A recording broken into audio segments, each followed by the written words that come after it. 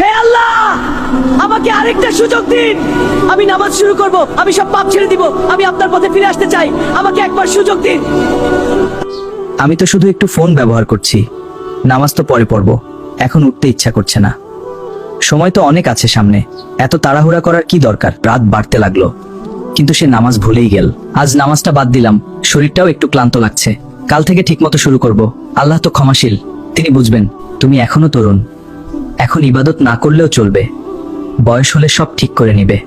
এখন জীবনটা এনজয় করো, এত চিন্তা করার কিছু নেই। এইসব নামাজ রোজা নিয়ে এত সিরিয়াস হওয়ার দরকার নাই। জীবনটা উপভোগ করো, পরে সময় হলে সব ঠিক হয়ে যাবে। এখন মজা করাই আসল। কিন্তু এটা কি ঠিক হবে? আজান হচ্ছে ঠিকই, কিন্তু এখন উঠতে ইচ্ছা করছে না, একটু পরে পড়ব।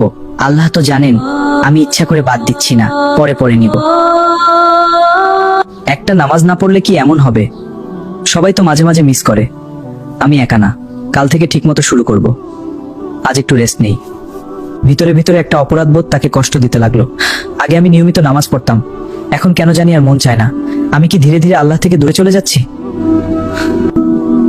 আমি কি সত্যিই সুখে আছি? এত কিছু করার পরেও কেন শান্তি পাচ্ছি না? মনে হচ্ছে কিছু একটা হারিয়ে ফেলেছি। রাত যত গভীর হলো তার অস্থিরতা তত বাড়তে লাগলো। আজ খুব অস্থির লাগছে, বুকটা কেমন চাপচাপ করছে। মনে হচ্ছে কিছু একটা ঠিক হচ্ছে না, হয়তো ঘুমালেই সব ঠিক হয়ে যাবে। ঘুমানোর পর সে এমন এক জায়গায় পৌঁছালো যেটা তার জীবনের মোড় ঘুরিয়ে দেবে। আমি কোথায় চলে এসেছি? চারপাশে এত অন্ধকার কেন? এই জায়গাটা এত ভয়ঙ্কর লাগছে কেন? আমার খুব ভয় লাগছে। তুমি কি ভেবেছিলে তোমার প্রতিটা কাজের হিসাব হবে না? তুমি কি মনে করেছিলে নামাজ ছেড়ে দিলেও কেউ কিছু বলবে না?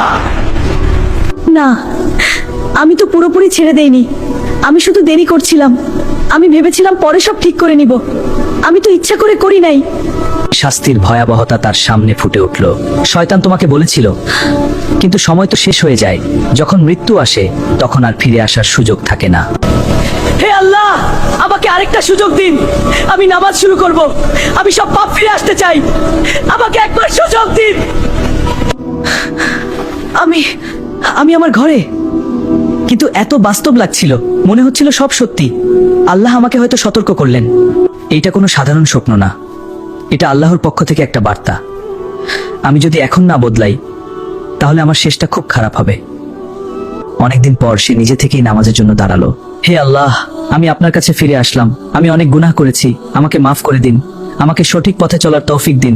আমি আর কখনো আপনার আদেশ অমান্য করব না। আমি নামাজ ছাড়ব না। আমি শয়তানের ধোঁকায় আর পড়ব না। আমাকে শক্তি দিন। ধীরে ধীরে সে বদলে যেতে লাগলো। শয়তান সবসময় ছোট ছোট পাপ দিয়ে শুরু করায়, তারপর ধীরে ধীরে মানুষকে পুরো পথভ্রষ্ট করে দেয়। তাই এখন থেকেই সাবধান থাকতে হবে বলে। শেষটা এখানেই না, এটা ছিল নতুন জীবনের শুরু। যদি সত্যিই বাঁচতে চান তাহলে আজ থেকেই আল্লাহর পথে ফিরে আসুন। নামাজ, কোরআন আর তওবাই আমাদের একমাত্র মুক্তির পথ।